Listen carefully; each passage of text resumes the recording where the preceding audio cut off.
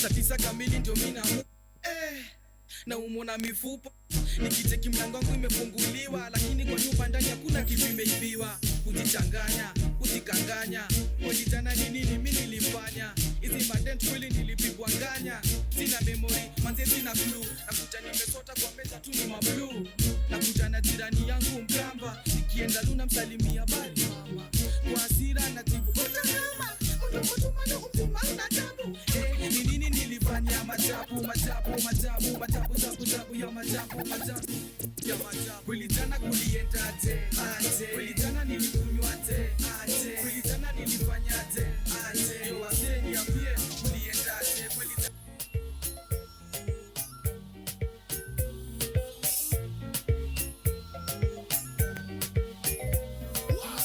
nilikuwa na vibe kate kama hivi shuge kwa squeeze na chafiwa ni 30 mafuta ya kimbo nayo bana ni 50 sabuni ya panga kwani squeeze ni ya matajiri nilikuwa na kunywa chai ya maziwa blubo ya kadogo ilikuwa ni lazima saina punguza Jonas Strongi bila na life mazina unanika inanishinda daily nilikuwa na manga sembe ya pako saina menyana na rego jomajo nilikuwa na stay kwa keja ya mawe saina stay kwa keja ya matope kawangware nilikuwa na chinja mashoro wa super saina group na mageri mwa kupunguza who said that Shabby you come, give them a run you better relax and have some fun you better feel, you better chill you keep it real me have to bring it when you ring it me have to sing it still you swing it me have to bring it do your thing girl some of the girls them not say na read it girl them hot when them a wine them a call them na them fun shabby flow for me a go not touch the bass then you roll up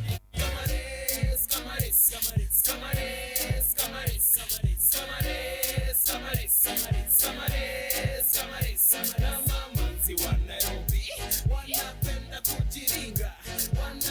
kujiringa na wakishika flow bado wadunda wanadunda kadu wanadunda kadu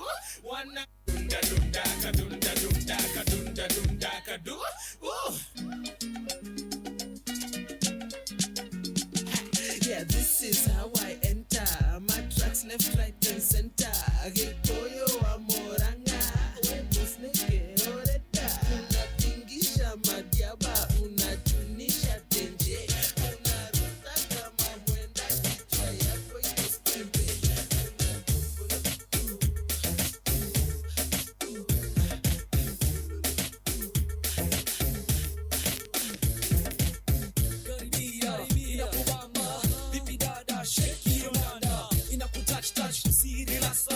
when you dance slow, show us what una noki, how joki, when you dance slow, how joki, una hisi, hii muziki, una hisi, nameless na mimi, nameless.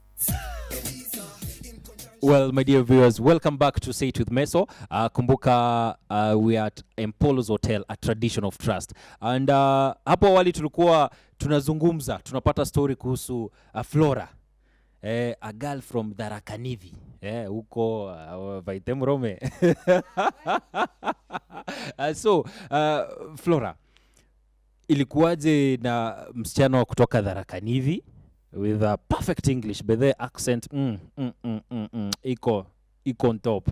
Akakuja ka end up being in Nakuru. Thank you. No, when they actually decided now to kill my dad. Yes. At the eve of New Year 2008, tukafukuzwa kule nyumbani. Yeah. So they actually chased us wakituita Wakamba. Actually my grandmother was very categorical. Yeah. Nyinyi ni Wakamba, hatutaki kuwaona hapa. I still remember those words. What? And they were said at 6 a.m. And I denied to just like that. No confrontation, no nothing. So my mom realized here, now we have to leave. And she left. She actually organized very quickly, found someone wa trailer, akakuja kabeba vitu kwa nyumba. And she went back kwao. Yeah. She asked, she was a teacher, so akaitisha transfer from TSC and she was granted. Akaenda kufundisha huko. Yeah. And this 2008, I was supposed to report to campus. Remember here now, my dad was the one who was like so serious on education and matters to do with, you know, pesa zitatoka wapi kwa hii familia. Yeah. So my mom and my elder sister, by the way, she had been admitted to Nairobi University to do dental surgery. And here we are, I'm looking left, right, center. There's no way my mom, a primary school teacher, was going to raise over 90,000 fees that was required for me to join university. So we applied for a scholarship at USID, and hatukusikia kutoka kwao. So by the time I'm supposed to report to campus, I don't even have shopping. I don't have even 10 shillings. I don't have transport. So my mom was like, the distance between me, property, and poverty is 3,000 shillings. Pack your stuff. Let's go to school. Actually, I remember her asking me, because she was a woman of faith, by the way. And she asked me, what's the worst that can happen?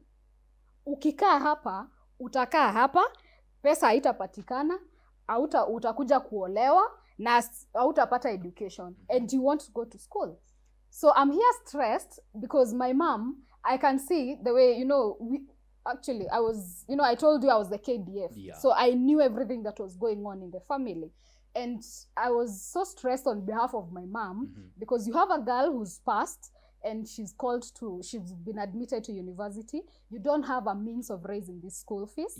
And you also have another one who is consuming more than all of us in school. And because the dream of my sister was to be a surgeon, had to come to be. So I was ready to sacrifice my admission for the sake of the rest. But my mom told me, if you stay here, there's nothing that will happen to you. You will actually only get married and becomes a nobody in the society. So she told me, you remember the story in the Bible of the guys with the leprosy, and they said, if we stay at this gate, we're going to die of hunger. And if we enter inside, they're also going to kill us because we are not required to be there.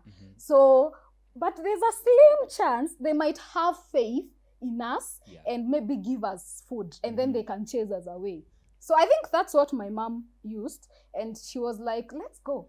Tukifika kule shule, they can chase us and they can do whatever they want with us. Liwe liwalo. But kukaa hapa hatukai, because either ukikaa hapa utaolewa and you won't be anything in the society.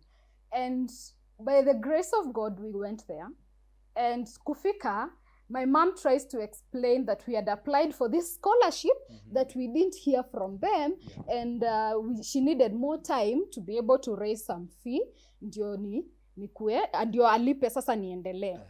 And the guy actually at the office at the Bazaar School, Nairobi University, told her, what's the name of your daughter? Na akapeana details. And shock on her, I was number 3 in the list. My school fees had already been paid. My accommodation catered for. I was actually supposed to pick an extra 12,000 from this scholarship as my pocket money. Nimefanyiwa shopping kila kitu. And that's how I got admitted to Nairobi University. So I stayed there schooling in Lower Kabete, BCom Finance. So nikakaa tu pale, nikasoma. And then kumbe these guys, my uncle now alitoroka. Remember alitoroka after doing whatever he did, alitoroka. So we didn't have peace. Now when he stayed there for about wakati alishikwa, alikaa ndani for about a year or 2. Then he was granted a bond. I think it's a bond. Then when he was given the bond, the father now gave the title deed as a guarantor for him to live. So he left the jail. And when he came, he started now tormenting me. Because remember, I had witnessed what had happened. So they would actually call me and tell me, tunajua hata mahali uko tunakukujia. I remember reporting on so many incidences. I could go after that, nimeambiwa tunajua mahali uko tunakukujia. And they would, after those, that now becomes more of emotional, So we are going back to the caterpillars we were being called. And they actually managed to trace me twice. They tracked me down twice, but nikahepa. And by the time they are tracking me the final lap, I was already knowing natafutwa. So ikabidi nimetoka Lower Kabete, I went to Pipeline in Nairobi. So niko Pipeline ndio nijifiche huku katikati ya watu. Remember, I'm now a refugee in my own country because, I mean, how do you explain to someone that you're not supposed to be seen outside at this time, specific time? You can't be in specific areas. You can't like talk to specific people. In fact, I remember hearing, even nikiwa kwa street, nisikie unaongea Kimeru. Napiga kona.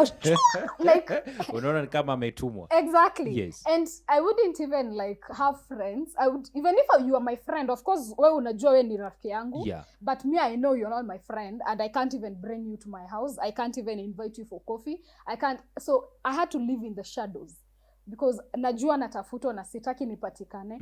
And by the time these 3 years were done, walikuwa, they actually connived wakapata madhe mali alikuwa. So they killed my mom also. Wow, sorry.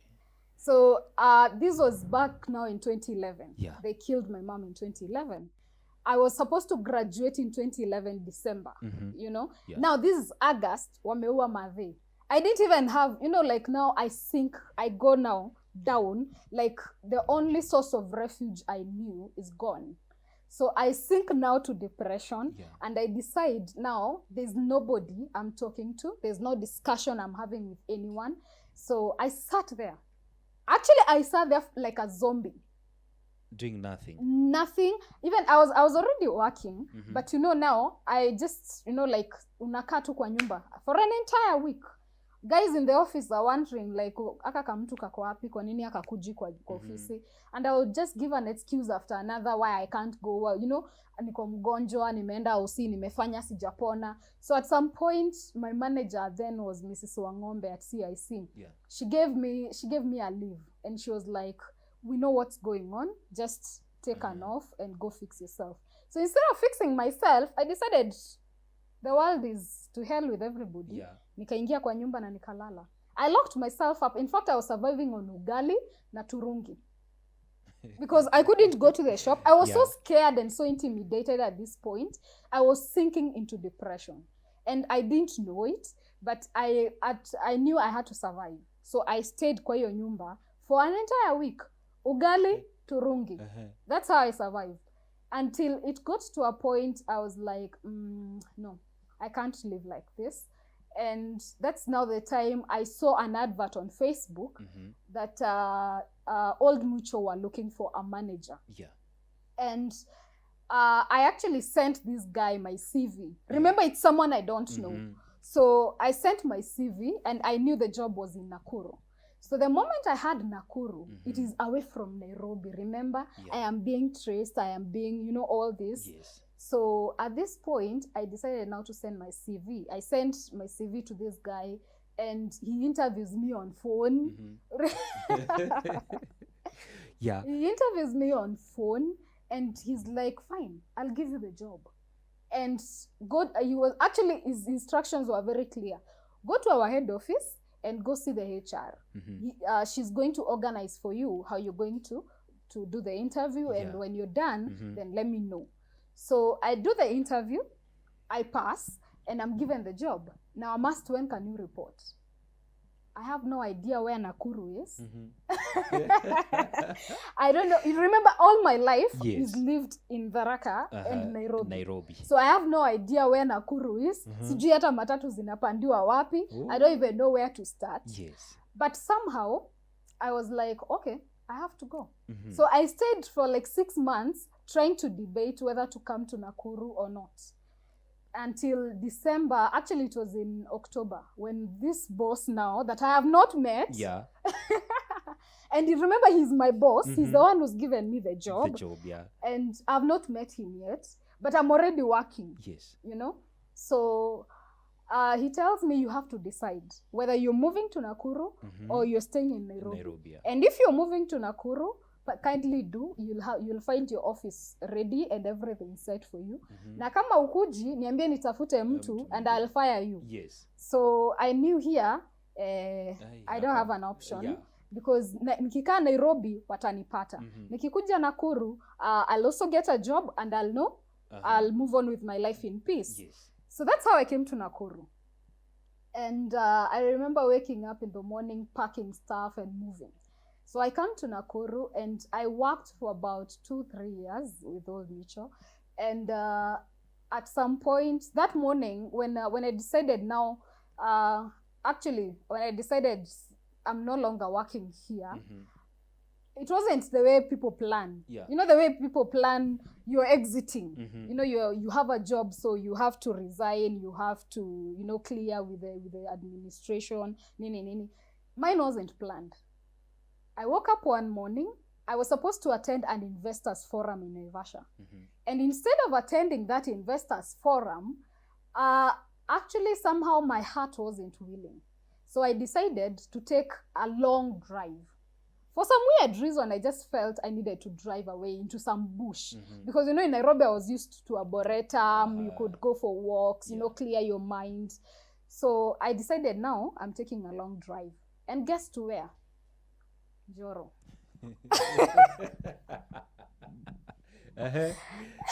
It is not planned. Yeah. It is not, like, I have no idea where Njoro is. But I had just been hearing Njoro, and I knew there were clashes before, and you know, people also, as I go, I have no idea what I'm going to tell people I'm going there for. I have no idea what to expect nikifika huko. So I just decided, let me go. And that's how I missed the investors forum in Naivasha, and I drove all the way to Njoro. So I drove to Njoro, and getting there, naona nika center too, you know, it's like a small. So I decided now, hapa katikati there was a rough road that goes to Njoro hospital, pale hospitali. Yeah. So I decided now kutumia ako kabarabara because it looked deserted. You know, hiyo ndio barabara ya mchanga in an entire market that is already tarmacked. Yeah. So I felt, what's so weird about this road? And that's how I discovered my purpose. Yeah. So I drive all the way to Nice Sweet, and that's when I got there, I remember going looking. I'd already now, you know, like planned my questions, and you know, because I kept on telling myself, huku kulipiganwa, so wacha niende nikajue what happened after, kama, you know, there are issues they have had, or, you know, because remember I'm a refugee myself, so I also need to know how I can settle in, if there's someone who's experienced the kind of violence I've gone through, the kind of trauma I've been through, and maybe we can walk this journey together. Yes. Because I knew Nakuru, of course, in Nakuru town, very few people will want to even sit down and have a discussion with you. So nikaenda mashinani kutafuta mtu anaweza kuwa amepitia chenye nimepitia. And that's how now I landed in Nice Sweet. And getting to Nice Sweet, nikapata ofisi ya chief imefungwa. Then now I decided now, juu kuna ka market hapa, let me ask hawa watu kama wako na issues. And guess the first thing, you know, all my speech that I had planned for, they kinda disappointed me, they disappeared on me, and all the questions I had planned, they disappeared on me. And the first thing I'm blabbering out of my mouth is, baada ya vita huku, kumekuwa na shida yoyote ya watoto? Remember, I had planned, by the time I'm getting to Njoro, nimepanga zile maswali nenda kuuliza, and how I'm going to introduce myself as a children agent, and how I'm going to introduce myself as, you know, a person who handles trauma, and, you know, because, you know, you have to give yourself a title, because you don't know what these people are like. And remember, you know, most of those people, they are Kalejins, so you don't want to be an intruder in this setup, and you don't know if they will open up.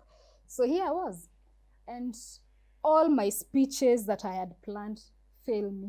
The questions, they kinda went away. And the next thing I'm asking is, huku vile kulipigana, mko na shida yote ya watoto?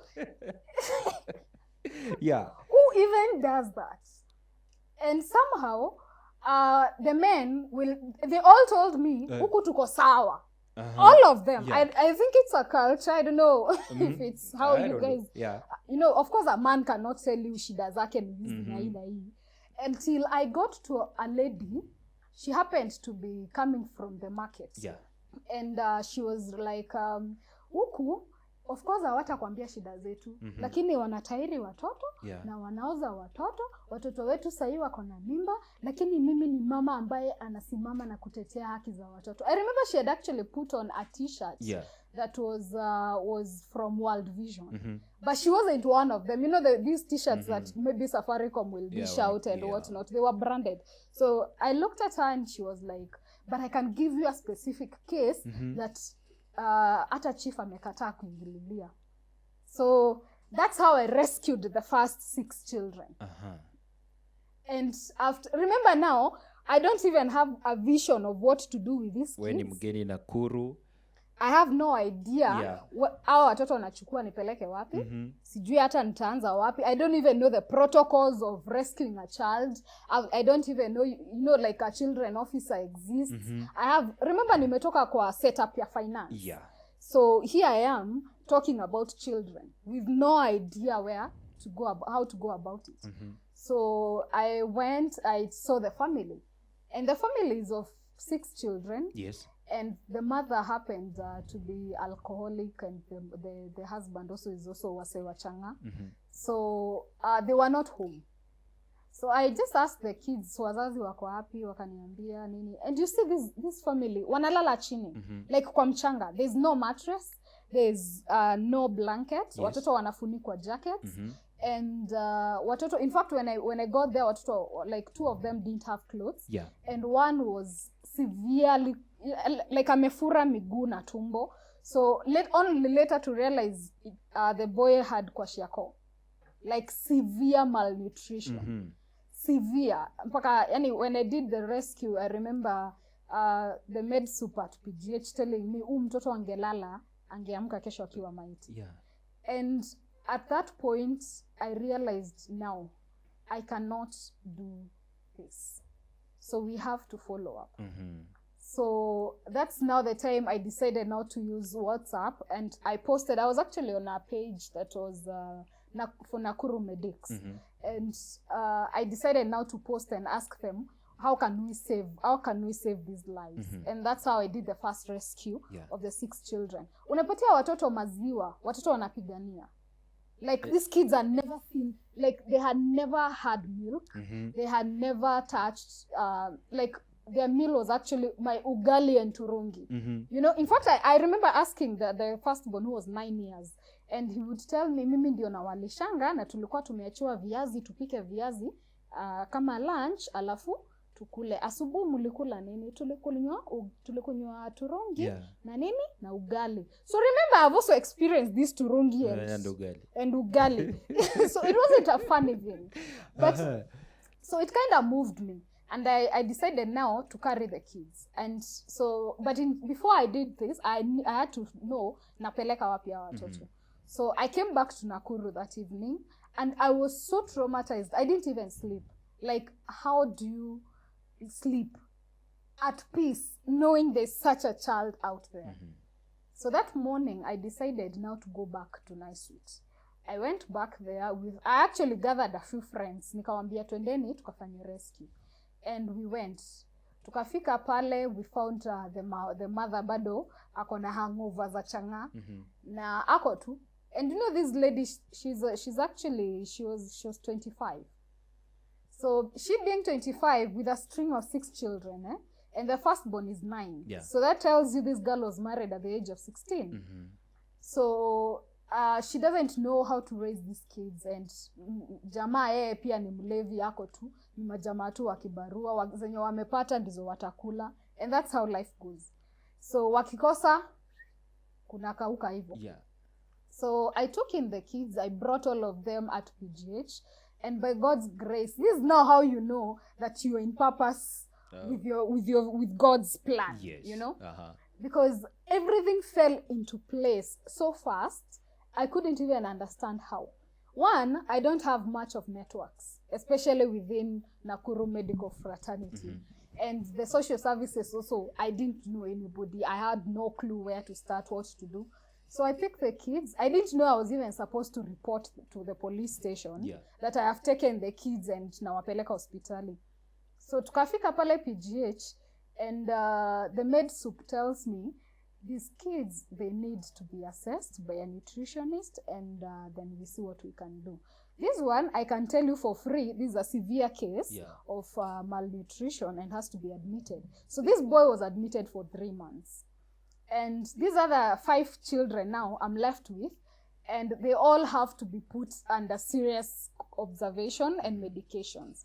So I'm here. Actually, it took me the entire day, because I went to Central Police Station, Apatu, and I'm reporting that I have rescued kids. And they tell me, now we'll give you an OB that you've done a rescue, and the children are here, but we have to see the kids. So I bring in the 5 children. Remember, the other one is at the hospital. Yeah. So I bring in the 5 kids, and they see the children, and then I was referred to Bondeni, only to get to Bondeni, and you're told, Apa hivi Bondeni, Njoro is not in our jurisdiction. So remember, we are a devolved function in the county government. So now it is not in our jurisdiction. So you have to figure out how to go about it. And I figured now I can't go back to Njoro, Nijioni, because it was already almost 5. I can't go back I cannot return the children there. So I went back to Central, and I told the OCS, now here you have to know what to do with your children. Because sinyinyi ni serikali. By the way, I was so upfront. I think he looked at me and he realized this one, I'm not telling this one anything.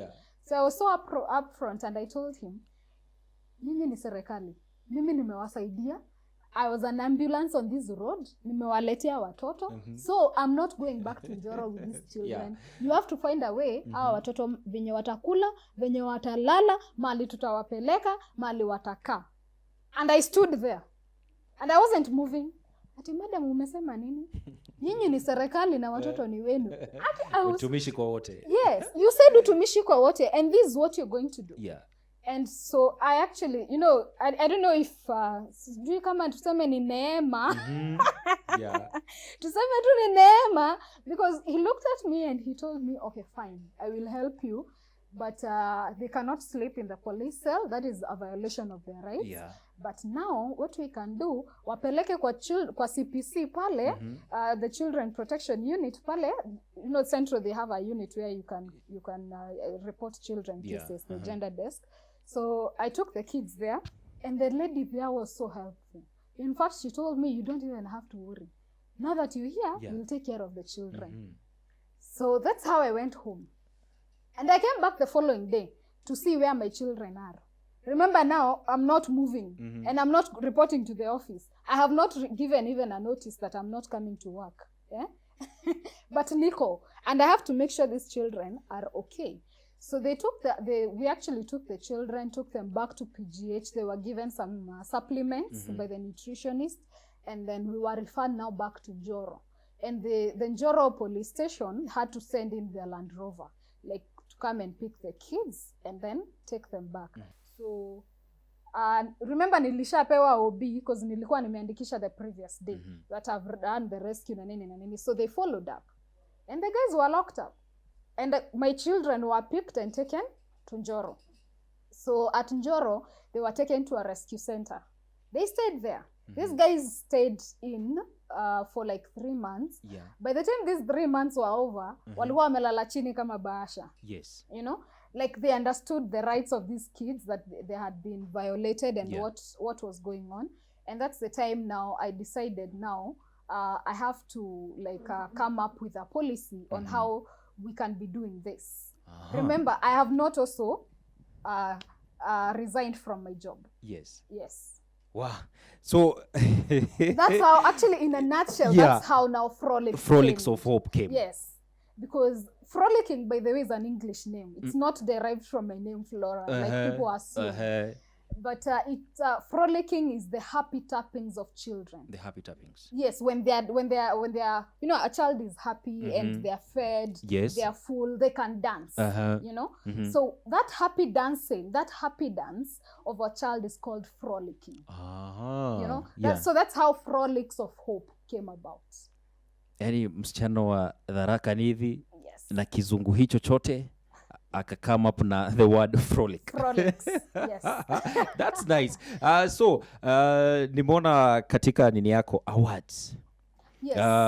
Kuko na Mashujaa Awards na kuko na Robert Burns Awards. And I was also given a recognition by Egerton University Uh-huh. for my championing of and empowerment, financial literacy and empowerment of widows and teenage girls. Goja, let's talk kwanza about this Mashujaa Awards. Unajua ni ile yenye award yenye unapewa na serikali. It's actually organized in the States. It's in the US. States, ulionga nani? Hebu niambie.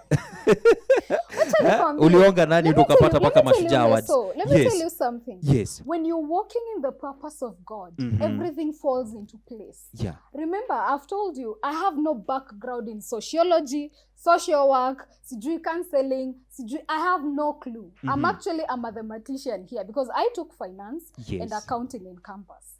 Yeah, I have an MSc in finance. So literally, all I do is mathematics. All I understand is balance sheets. All I understand is hesabu za pesa. You know?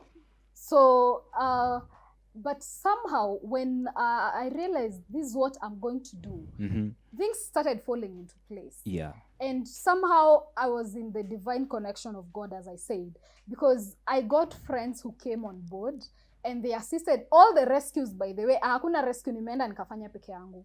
Hakuna rescue, hakuna empowerment policy that I've come up with that I've done on my own. It has always been someone there, someone here, someone. And most of these people, they're guys I have not even met. I come to meet them already into the job.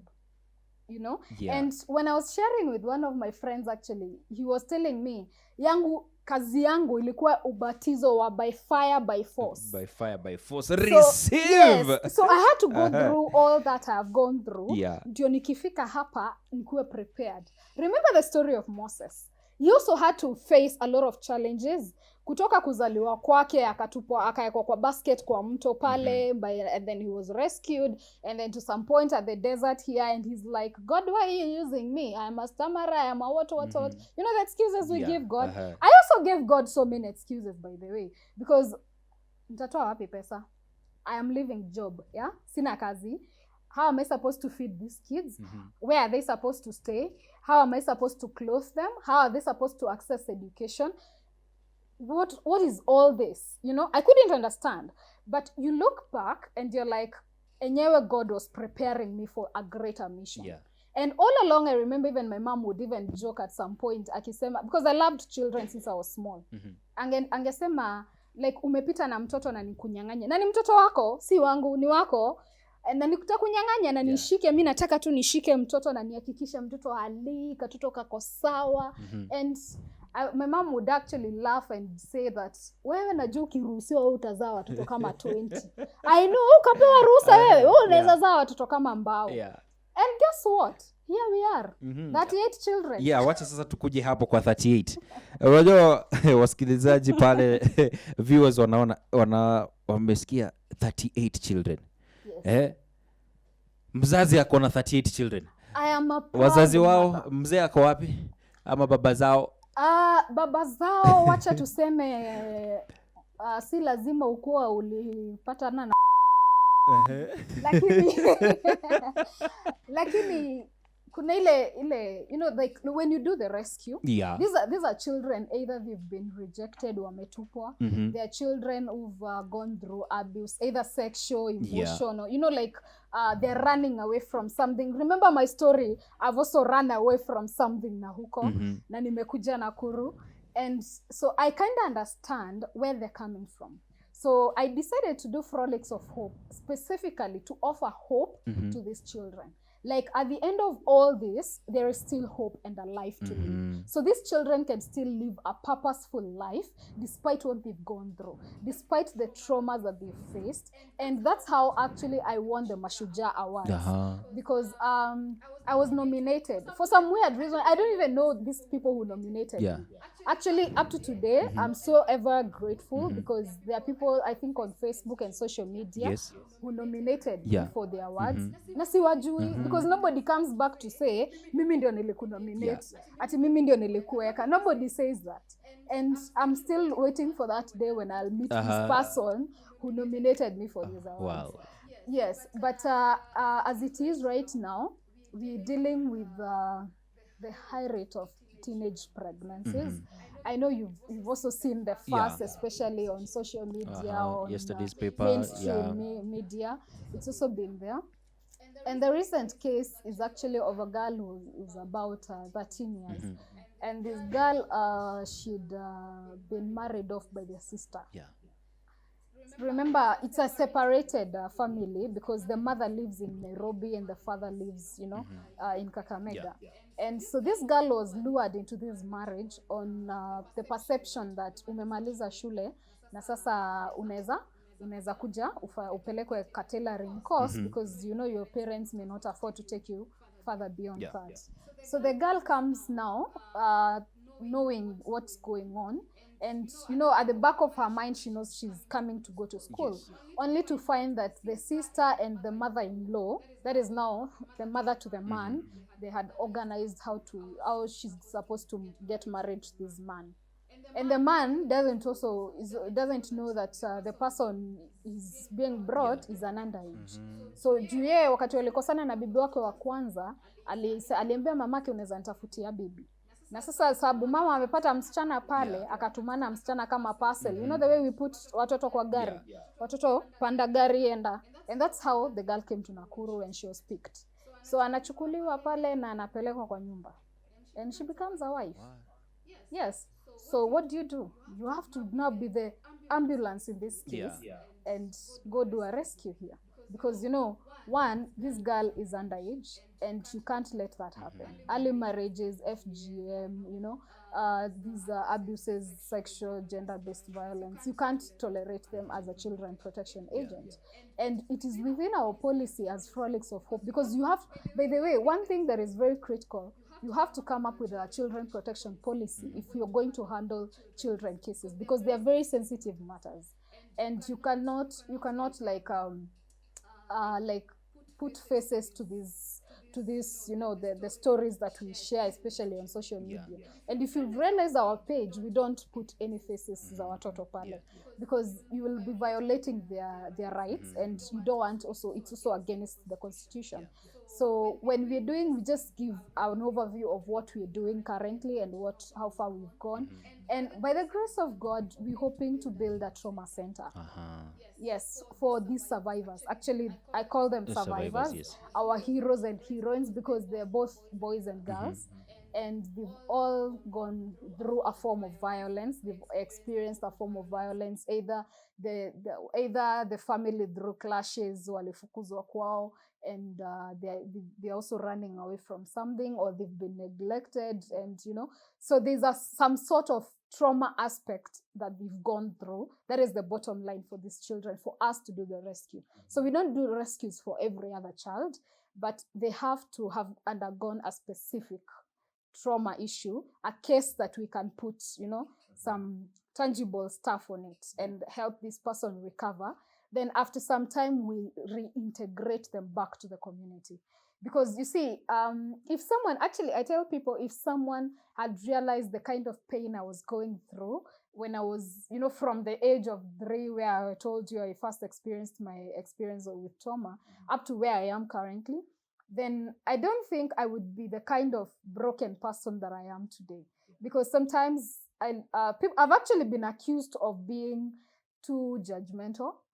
But I want to say I'm not judgmental. I'm just, there's a way that trauma changes you as a person. And it does this in this aspect. One, you don't have trust issues. You actually get a lot of trust issues, because you don't know who to trust. Remember now, like for me, I was being traced. I'm still being traced. But I just looked back and I was like, for how long will I live in the shadows? Because if I live in the shadows, then I'll not live my purpose. I'll not serve these children. I'll not serve the community. I'll not do anything, because at the end of the day, yes, you're making money. You're doing everything that you can, but you're not happy.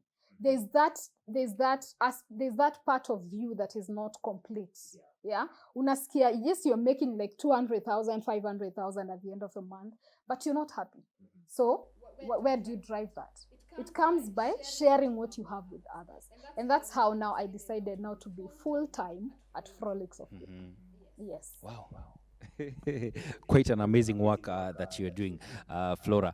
So maybe kuko na viewer pale ana undergo situation kama hiyo, GBV, anything ambayo ina affect also the little ones. So where can they get you?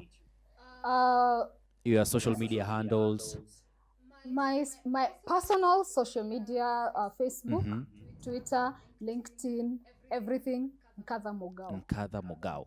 Yes, Nkatha Mogao. Yeah. You'll find me there. Our Facebook page as an organization is FROLICS of Hope Africa. You'll find us there. Our website is still coming up, but the handle is www.frolicsofhope.org. Yeah. Yes. There you have it, my dear viewers. But before we wind up, hapa katika Say It with Meso tuko na challenge ambayo huwa tunapea our guest. Na after this utakuwa unasema maybe your final words, your final advice. But in the meantime, katika this challenge una deal na watoto. Unajua kuko na zile two games twa watoto. Tapo, exactly, vitu kama hizo. So there is this, by shoe I love you baby, you know it. Sawa, wacha tufanye challenge, karibia. Inaanzaga aje?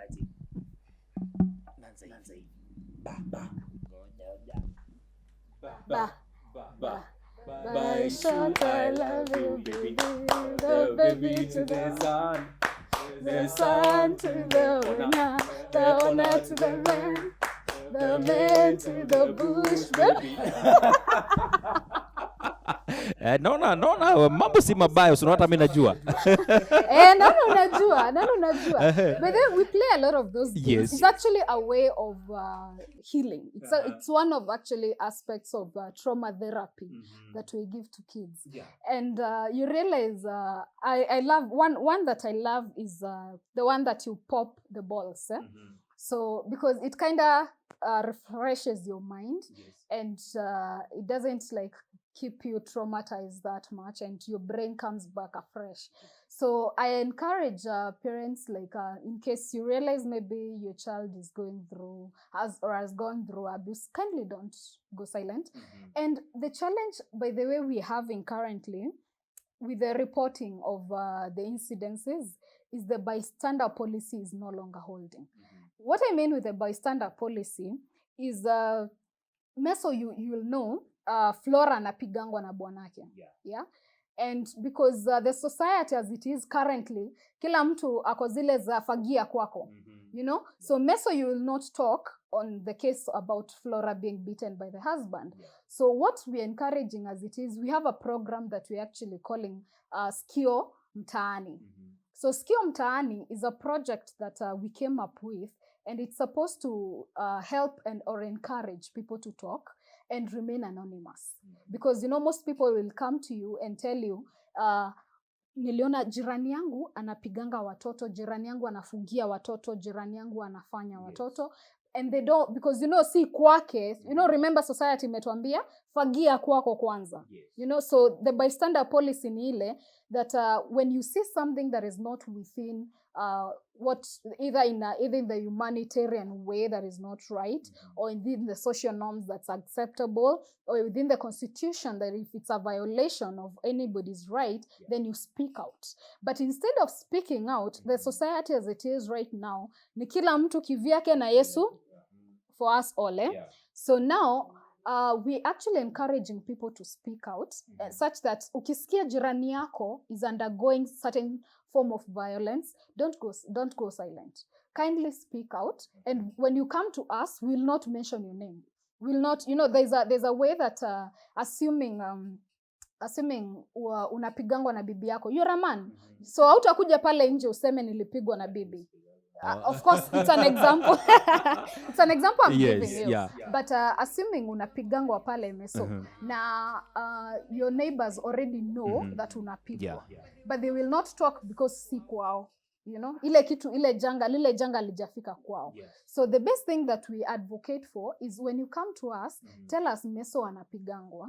And what we'll do now as FROLICS of Hope, we'll go talk to Meso, on what to do in terms of where to access either justice or whether to leave the marriage, or is it a relationship, what to do in the event of an abuse. And then now hatutataja the whistleblower. Remember, lazima tukue na sikio mtaani. And it's because we are a community, we live together. So lazima jirani yako anajua what happens in your house. Hata kama hatajua to details mingi sana, of course anajua when violence occurs, anajua. So the sikio mtaani is to help us have more whistleblowers. So they will come and tell us now, Meso anapigwa na bibi yake, and kuna 1 2 3 maybe walikorofishana juzi na nini na akapigwa. So we'll come on board and take up the case, and when we're handling the case, we leave the whistleblower out of this. Yes. So now it is you and me. Yeah, so I'll not tell you ati sijui Catherine ama sijui Lawrence amesema unapigwa. Okay, sawa. Your final advice. Look at that camera, alafu talk to someone there. My final advice, especially to parents, and is that in case your child is going through abuse, kindly be very careful and observe how they behave, how they talk, how they interact with others, because most of the time, children, especially at a very small age, they may not be able to speak out. Remember, at the age of 7, I was already acting out my feelings inside, because I couldn't put a word to what exactly I was going on, what I was going through.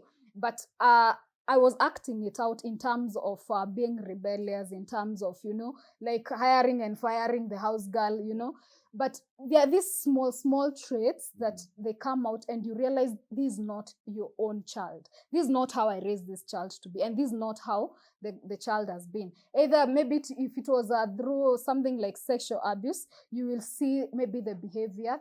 This child will be introverted. Kama alikuwa mtu wa kutoka nje sana na kucheza, unapata hataki kukaribia wengine, anataka tu kukaa ndani, ama labda even the walking style of this child will change. And akiona maybe, let's say umetuma mtoto wako kwa jirani, and the jirani is the one that abused this child. Mtoto atasema sitaki kwenda huko. Every time you send this child to this jirani's house, they don't want to go. Or every time they meet this child, the child bursts out into crying, So that is something that's supposed to tell you something. Yes. So kindly be very careful on how you observe your children. Let's just be there for our kids. As it is right now, we are handling so many cases of defilement and early pregnancies. It's not that the girls don't know that having early sex is wrong. They do. But now, it's actually something that is being communicated to the society, that our moral fabric as a society is getting rotten. And coming to the issue of COVID-19 as it is right now, there's a lot of negligence, especially for children, because people are feeling the economic crunch in their pockets. So they have children, yes, they want the kids, yes, but now, how do you feed these children? Because one, you've either lost your job, you don't have any economic aspect, like mifuko zako zimetoboka kila kona, taxes ndio hizo zimeenda huko juu, na nini, like the living expenses are so high as it is right now. And then you can also not go kutafuta kibarua, assuming ulikuwa unafulia mamafua sahi, hawapati vibarua. Because ile boma yenye ilikuwa inampatia kazi ya kufua, wako nyumbani, wanafua. Na alternatively, they are also scared that ukikuja pale nyumbani utakuja na corona, So they don't want to have any external parties coming into their houses. So kindly, if you can do anything to support the children within your locality. You don't actually, I tell people, Meso, you don't have kwenda kuzima moto kwa boma, let's say kwa boma ingine, na boma yako yenyewe inaungua. So if you can start within Jerusalem and Judea like Jesus did. He was born and brought up in Bethlehem, and that's where he started. Unaanzia within the locality. Start where you are. You don't even have to look at how much money do I have, ndio nipatiane hii usaidizi. It could be actually be a small tip. Maybe unaambia mtu kwa chief utapata chakula ama wapi. You don't necessarily have to give them financial help. but you can help in one way or another. Kwa hivyo tukue sikio mtaani. Let's be our brother's keeper at this time and all the time. Don't be silent when a child is being abused. Don't just stand and watch and say, this is not my child. Because this can happen to your child. Remember right now, everybody is locked up in the house, and maybe that wife is locked up with a man who abuses her. Or maybe that husband is locked in the house with a wife, with a toxic woman who maybe abuses him. And maybe these children, they're also locked up with a house help who also has been sexually abusing them. So we need to be like our brother's keeper and check. Let's be there for our children when... Okay, thank you so much, Flora. Bethe, you're so passionate about the whole thing. Bethe, tumeshukuru sana, as Say It With Meso, for the kind of work that you're doing. Na tuzidishe kabisa. There you have it, my dear viewers. That has been the Say It With Meso. Remember to check us and subscribe on our YouTube page at MC Meso, and also ingia pale kwenye Facebook, like our page, Say It With Meso. Till next time, it's bye-bye from us.